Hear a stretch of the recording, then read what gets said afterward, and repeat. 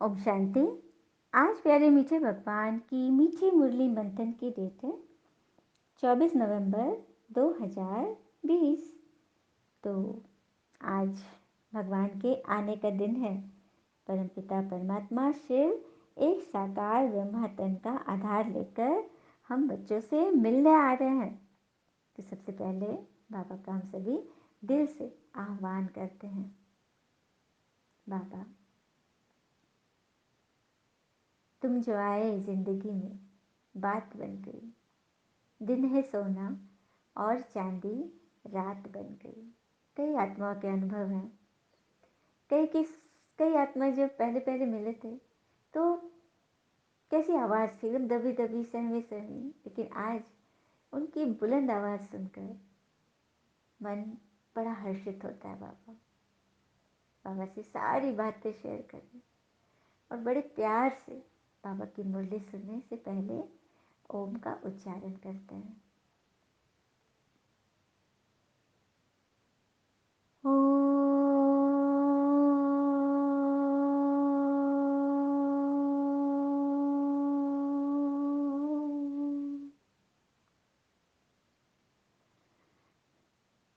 मीठे बाबा ने बोला, तुमने दुख सहन करने में बहुत टाइम वेस्ट किया। अब दुनिया बदल रही है। तुम पिता को याद करो, सतोप्रधान बनो, तो टाइम सफल हो जाएगा। भगवान कह रहे हैं कि तुमने बहुत दुख झेले, मतलब 2500 वर्ष का पूरा समय लिया। तो अब पुरानी दुनिया बदल रही है, तो भगवान को इतना जितना याद करोगे तो सतोप्रधान बनेंगे और टाइम सफल होगा। प्रश्न, 21 जन्मों के लिए लॉटरी प्राप्त करने का पुरुषार्थ क्या है? उत्तर, 21 जन्मों की लॉटरी लेनी है तो मोह जीत बनो। मोह पर जीतो। यह मोह ही है जो हमें अंदर से तोड़ देता है। हाँ, किसी भी अपने के प्रति यदि हमें बहुत क्रोध आ रहा है, इसका अर्थ है कि हम मोही हैं। क्रोध की जगह हम उस सिचुएशन की नज़ाकत को समझेंगे और उस वक्त उसे स्वीकार कर लेंगे, फिर बाद में प्रेम से अच्छे से उसे समझाएंगे। यह है स्नेही की निशानी। मुंह में नहीं पड़ना है। एक पिता पर पूरा पूरा कुर्बान जाओ। सदा यह स्मृति में रहे कि अब यह पुरानी दुनिया बदल रही है, हम नई दुनिया में जा रहे हैं। इस पुरानी दुनिया को देखते भी नहीं देखना है। मतलब कोई कुछ बोल भी रहा है तो हमें क्या करना है? सुनना नहीं है।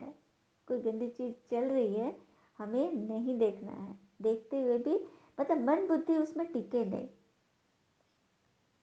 सुदामा मिसल चावल मुट्ठी सफल कर सतयुगी बादशाही लेनी है।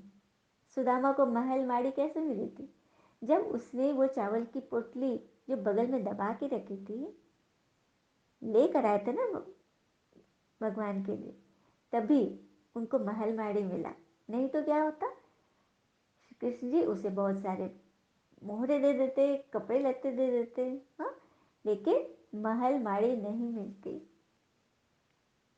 कृष्ण जी इतने खुश हो गए जब सुदामा ने भी कुछ दिया उनको गिफ्ट। तो यहाँ बाबा भी हम सुदामा बच्चों से क्या मांग रहे हैं? गिफ्ट मांग रहे हैं। अपनी मुट्ठी चावल, अपनी कमी कमजोरी, अपना सारा कखपन बाबा हमसे चाह रहे हैं। और आज तो पूरी दुनिया में कखपन फैला हुआ है। मैंने पूरी दुनिया ही घोर कलयुग हो गई है। इसमें यदि स्वयं भगवान भी उतर कर आ जाए ना तो लोग नहीं पहचाने, क्योंकि आंखों पे इतनी ज़्यादा पट्टी पड़ी है। इस पर एक एक बहुत बड़े इतिहासकार का अनुभव है। उन्होंने एक स्टोरी लिखी थी कि एक बार की बात है, यूरोप के थे वो राइटर। उन्होंने लिखा कि एक बार क्राइस्ट को हुआ कि आज मतलब यूरोपियन में मतलब आधी से ज़्यादा दुनिया क्रिश्चियन धर्म को मान रही है। तो क्राइस्ट को लगा कि मैं जाकर देखूँ तो सही। हाँ, मेरे सब इतने फॉलोअर बन गए, मेरे नियम पे चल रहे हैं, तो मिलो तो सही, मुझे देख कर सब कितने खुश होंगे। और क्राइस्ट जी नीचे आगे धरती और चर्च के बाहर खड़े हो गए। तो लोग जब सुबह सुबह गए प्रेयर के लिए तो उन्होंने देखा क्राइस्ट जैसी वेशभूषा में कोई व्यक्ति है। तो उन्होंने बोला कि गेट पर खड़े था, बोले कि कहता है सबसे पहले बोलो कि चलिए हटिए हटिए। तो बोला कि तुम लोग मुझे नहीं पहचान रहे हो, मैं क्राइस्ट हूँ जिसको प्रे करने के लिए तुम अंदर चर्च में जा रहे हो। तो बोला हाँ हाँ हाँ, हमने बहुत देखे हैं ऐसे, बहुरूपिये, चलिए निकलिए। और ऐसे करके वो लोग अंदर चले गए। कोई इनके तरफ तवज्जो नहीं दे रहा है, कोई नहीं ध्यान दे रहा है। और फिर अंदर वो लोग गए और एक वहाँ पादरी बैठा था, उसके एकदम पैरों पे गिर रहे हैं, गिफ्ट पे गिफ्ट दे रहे हैं, उनकी महिमा कर रहे हैं। क्राइस्ट जी तो देखते रह गए कि अरे ये लोग सच में गॉड को नहीं पहचान रहे, गॉड सन को, और उसको, उस पोप को इतना मान दे रहे हैं। बड़ा इनको आश्चर्य लग रहा है, कोई नहीं पहचान रहा है। ये कह रहे हैं कि मैं आ गया हूँ, लेकिन कोई मानने को तैयार ही नहीं है। तो फिर शाम में ही सब लोग चले गए अपने प्रेयर करके। तो क्राइस्ट भी जब जाने लगे गेट से, तो वो पादरी जो था, वो वो दौड़ता हुआ इनके पास आया, इनके चरण में गिर गया कि ओ क्राइस्ट, ओ जीसस, मुझे माफ़ कर दो। फिर अरे तुम मुझे पहचानते थे? हाँ, मैं तो आपको शुरू में ही पहचान लिया था, लेकिन मेरे इतने अनुयायी थे, मुझे मानने वाले थे, उनके सामने मैं कैसे कहता कि आप आ गए हो। नहीं तो वो लोग मुझे छोड़कर आपके पास चले आते, और मैंने जो इतनी दुकान अपनी संभाल के रखी, इतने लोगों को जो मैंने उलझा के रखा है अपने पे, वो सब तो मेरा बंद हो जाता। इसीलिए आपसे रिक्वेस्ट है कि आप जहाँ से आए हैं वहाँ चले जाइए, क्योंकि अब दुनिया बहुत ज़्यादा पतित हो गई है, पत्थर बुद्धि लोग हो गए, आपको ये लोग नहीं पहचानेंगे। तो देखा, ये हाल है। आज भगवान सच में स्वयं भी आ गए, श्री कृष्ण के रूप में, राम जी के रूप में, कोई देवी देवता के रूप में, तो लोग पहचानेंगे नहीं, उसे भी एकदम झूठ में तोल देंगे, क्योंकि झूठी दुनिया, झूठी माया काया है ना। तो यही बात है, ऐसी दुनिया हो गई। तो यहाँ पर भगवान हमें सिखा रहे हैं कि तुम्हें 21 जन्मों की लॉटरी मिल रही है, तो उस पर कुर्बान जाओ। सदा याद रखो कि पुरानी दुनिया बदल हम नई दुनिया में जा रहे हैं। ओम शांति। रूहानी बच्चों प्रति रूहानी पिता बैठ समझाते हैं, हाँ, कि तुम सभी मेरे बच्चे हो, मैं तुम आत्माओं का पिता है। इसको कहा जाता है आत्माओं और परमात्मा का मिलन। यह मिलन होता ही है एक बार। यह सब बातें तुम बच्चे जानते हो। तो कितनी विचित्र बात है ना, आत्मा परमात्मा का ये महाकुंभ मेला अभी ही लगता है।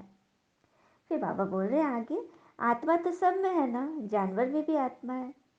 84 लाख कहते हैं, उसमें तो सब जानवर भी आ जाते हैं ना, ढेर जानवर आदि हैं। बाबा समझा रहे हैं इन बातों में टाइम वेस्ट नहीं करना है।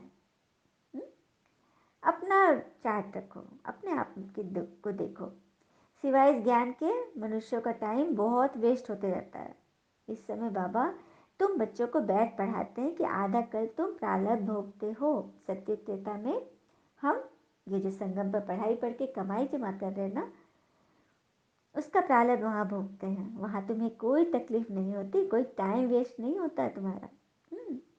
यहाँ तो दुख ही दुख है, इसीलिए सब पिता को याद करते हैं। आगे बाबा बोल रहे हैं, एक ही तूफान में कई कितने मर जाते हैं। रावण राज में मनुष्य की कोई वैल्यू नहीं है। अभी पिता तुम्हारी कितनी वैल्यू बना रहे हैं। सच बात है, हम कौड़ी मिसल बच्चों को बाबा हीरे मिसल हमारे जीवन बना रहे हैं। अभी तुम जानते हो, श्रीमत से हम अपने लिए दुनिया को बदल रहे हैं। श्रीमत है ही एक शिव बाबा की, हाँ, भगवान ही हमें श्रीमत दे रहे हैं। फिर आगे बाबा समझा रहे, मूल बात है ही पावन बनने की। पुकारते भी हो ना, आकर पावन बनाओ। ऐसा नहीं पुकारते कर विश्व की बादशाही दो, नहीं, बादशाही तो जब पावन बनेंगे तब मिलेगा। इसीलिए पहले किस लिए पुकारते, हमें पावन बनाओ। फिर आगे बोलते बाबा, भारत को ही रिलीजियस मानते हैं, ढेर के ढेर मंदिर भारत में ही है। मतलब भक्ति मार्ग यही शुरू हुई, और भक्ति जब पूरी होती है तभी भगवान मिलते हैं। और पहले अव्यभिचारी पूजा होती थी, अभी है व्यभिचारी पूजा। अब तो देखो पानी मिट्टी सभी आदि की पहाड़ की पूजा करते रहते हैं। अभी बेहद का पिता कहते हैं, तुमने कितना धन भक्ति मार्ग में गंवाया है, कितने अथाह शास्त्र अथाह चित्र आदि बनाए। गीताएं भी कितनी ढेर की ढेर है। सच बात है, जिन्होंने भी पढ़ा उन्होंने अपने ढंग से एक गीता का मतलब अनुवाद कर दिया। तो वही बाबा कह रहे कि जितने ज़्यादा मनुष्य की विचार उतनी ज़्यादा धर्म ग्रंथ। फिर आगे बोल रहे बाबा,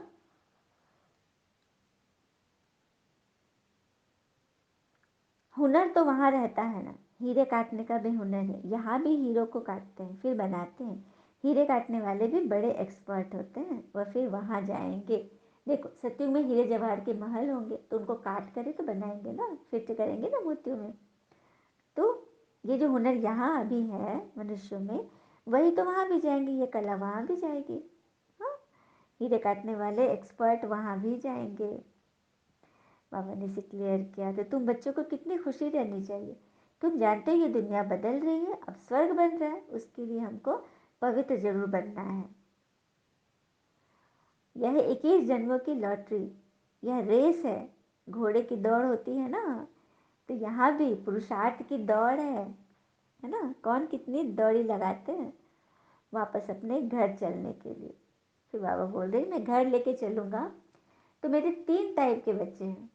पहला है नूरे रतन, दूसरा गले का हार और तीसरा हाथों का कंगन। अब इसको क्लियर करना चाहूँगी। नूरे रतन बच्चे वह है जिनके नैनों में एक पिता के सिवाय कोई और नहीं समाया हुआ है, कुछ भी नहीं समाया हुआ है। सिर्फ एक पिता, उनकी बातें, उनकी श्रीमत, उनकी धारणाएं, कर्म योगी बनकर चलेंगे। तो ये है नैनों की नूर। दूसरा है गले का हार, वे भाषण बहुत करेंगे, वाणी से बहुत अच्छा बोलेंगे। तो जिस चीज़ से अच्छा बोल रहे हैं हम उस लायक गले का हार बन गए, तो भगवान के लिए गले का हार, क्योंकि वो वाणी से सेवा करते हैं। तीसरा हाथों के कंगन, अर्थात जो हाथों से सेवा कर रहे हैं, है ना। अब हमें सोचना है कि हम किस कैटेगरी में हैं। फिर आगे बाबा समझा रहे हैं, जो जैसा कर्म करते हैं ऐसा तो भोगना ही है।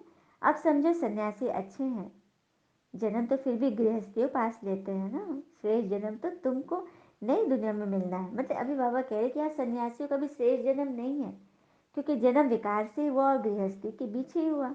जो कि पतित आत्माएं हैं, जब प्रकृति के तत्व ही पतित है तो उनसे बना शरीर कैसे पावन हो गया।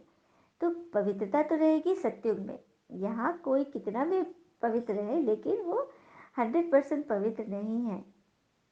तुम अभी संस्कार ले जाते हो नई दुनिया के लिए, जन्म जरूर भारत में लेंगे।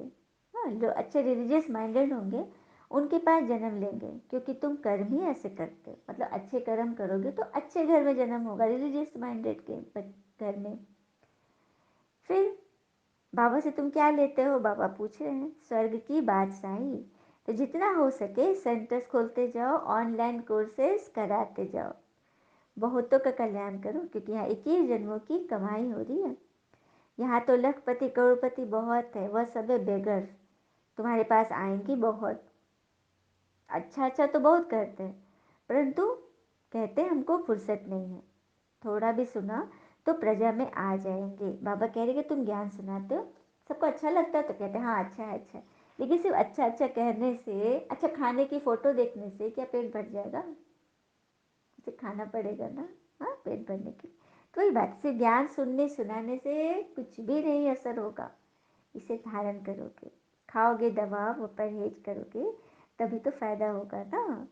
फिर आगे बोल रहे बाबा, अगर उच्च पद पाना है तो पुरुषार्थ में लग जाओ। अविनाशी ज्ञान का विनाश नहीं होता, बाकी विनाशी चीजों का विनाश हो जाता है। बच्चों की बूंद बूंद से तालाब भरना है। कोई कोई 1 रुपया भी भेज देते हैं, बाबा एक ईंट लगा दो। सुदामा की मुट्ठी चावल का गान है, सच बात है, कई आत्माओं के अनुभव है।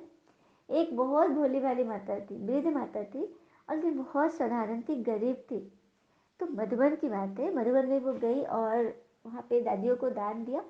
बोली कि ये मेरे पास कुछ मुट्ठी चावल है, ये मैं बाबा के यज्ञ में दान कर रही हूँ। तो इतने बड़े यज्ञ में मुट्ठी चावल से क्या होना है। हाँ, पर 1 किलो चावल यदि दी तो उससे इतने बड़े यज्ञ में क्या होगा 1 किलो चावल। लेकिन ब्रह्मा बाबा के टाइम की थी तो उन्होंने उनके हाथ से ले लिया, जैसे सुदामा की मुट्ठी चावल है ना, तो उस माता ने भी वो दिया। और जाकर ब्रह्मा बाबा ने भंडारी में बोल दिया और कहा कि जो खीर बन रही है ना आत्माओं के लिए, उसमें इस चावल को भी सब चावल के साथ मिलाकर डाल दो। तो देखा, यज्ञ की सेवा में वो काम आ गया। तो इस तरह से बाबा हर एक का यूज़ करते हैं ताकि उसको भर सके, है ना। तो बस तुम जो कहते आए कि हम आप पे कुर्बान जाएंगे, तो बस कुर्बान होने की बारी आ गई। मनुष्य थोड़ी ही जानते कि सौदागर रत्नाकर जादूगर नाम क्यों पड़ा है। सौदागर भगवान हमसे सौदा करने आते हैं, हमारे कखबन लेकर हमें क्या देते हैं, महलवाड़ी देते, हीरे जवाहर देते हैं। रत्नागर अर्थात रत्नों का व्यापारी, ज्ञान रत्नों का। जादूगर तो है ही, पल में किसी की काया पलट कर देते हैं, है ना। कितनी बड़ी जादू है। अच्छा, मीठे मीठे बच्चों प्रति भगवान की नमस्ते, और हम बच्चों की भी प्यारे शिव पिता को नमस्ते। और दिल से सभी आत्माओं की तरफ से आपको very very very good morning. धारणा के लिए मुख्य सार है, पहली पॉइंट, अब इस शरीर से कोई भी विकर्म नहीं करना है। ऐसे कोई आसुरी एक्ट न हो जिससे रजिस्टर खराब हो जाए। दूसरी पॉइंट, एक पिता की याद के नशे में रहना है। पावन बनने का मूल पुरुषार्थ जरूर करना है। कौड़ियों पिछाड़ी अपना मूल्य अमूल्य समय बर्बाद नहीं कर श्रीमत से जीवन श्रेष्ठ बनानी है। तो एक बाबा की याद में रहना है, श्रीमत के नशे में रहना है, पावन बनने का मूल पुरुषार्थ करना है, कौड़ियों के पीछे अपना अमूल्य समय बर्बाद नहीं करना है। चलिए हम सभी बाबा से वरदान लेते हैं और पॉइंट्स की रिवीजन करते हैं, क्योंकि जब तक रिवीजन नहीं होगी तब तक लास्ट में बातें वो याद नहीं रहेगी। क्योंकि शुरू से मंथन सुन रहे हैं लेकिन पॉइंट्स पीछे होते जा रहे हैं, है ना। फिर लास्ट में उसे रिवाइज कर लेना चाहिए। तो हम सभी बाबा का याद करें, आह्वान करें, वेलकम बाबा, आप जो आए हमारे जीवन में तो 4 चांद लग गए। हाँ, ऐसे ऐसे कभी बाबा ने बोला था ना कि मुझसे मीठी मीठी बातें करो, क्योंकि बाबा मीठा बाबा है, इतना स्वीट है जो हमें स्वीट बना रहा है। तो बाबा की याद में तो हम कितना भी कुछ करें, हाँ, तो वो कम होगा ना। तो इसीलिए बाबा जब जिंदगी में आते हैं तो आत्माएं क्या गाना गाती हैं, बाबा मेरी जिंदगी में आए, जिंदगी को जिंदगी बनाए, उनकी यादों में, उनकी बातों में, उनकी यादों में, उनकी बातों में कलियां खुशी से है मुस्कुराए। बाबा मेरी जिंदगी में आए, जिंदगी को जिंदगी बनाए, हर सांस है उनके लिए, हर पल भी है उनके लिए, हर पल में खोई रहूं, सारी बातें दिल की कहूं, स्नेह की जो शहनाई बजाए, स्नेह की जो शहनाई बजाए, अपने भी वो आकर के सजाए। बाबा मेरी जिंदगी में आए, आकर के हमें वरदानों से सजाए। बाबा को याद किया, बाबा के लिए गाना गाए। अब बाबा का प्यारा सा हाथ अपने सर पर फील करें। बाबा का वरदानी हाथ हमारे सर पर है।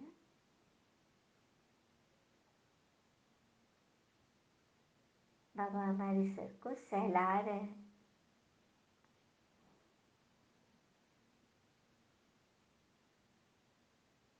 हम आत्मा अत्यंत भरपूर होते जा रहे हैं। कोई भी बातें हैं मन बुद्धि पे ही रहती है ना, बाबा ऊपर से हाथ फिरा रहे हैं, उस सारी बातों की बाबा क्लीन कर रहे हैं, क्लीन आउट कर रहे हैं, एकदम साफ स्वच्छ। ऐसी हमारी बुद्धि बाबा को याद करने से, आह्वान करने से बन जाती है।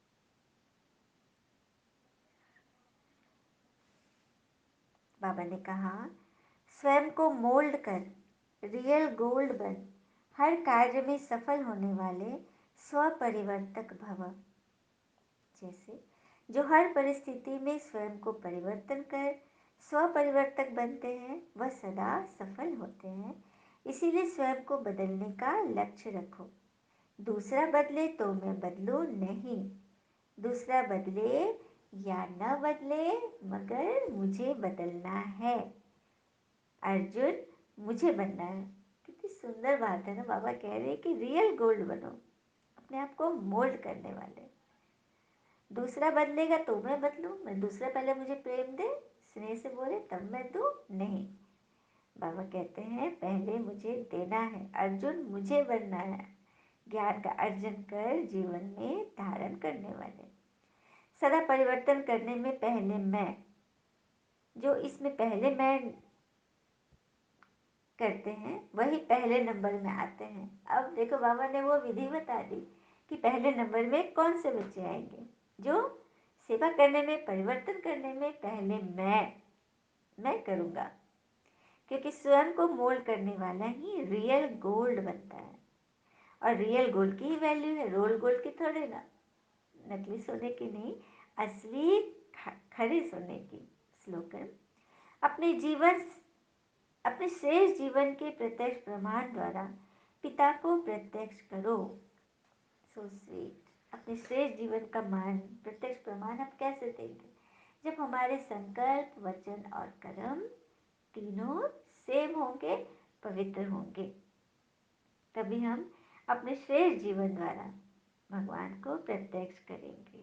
अच्छा, ओम शांति। शुक्र मीठे बाबा, वो बाबा के प्यारे प्यारे बच्चे। Thank you Baba.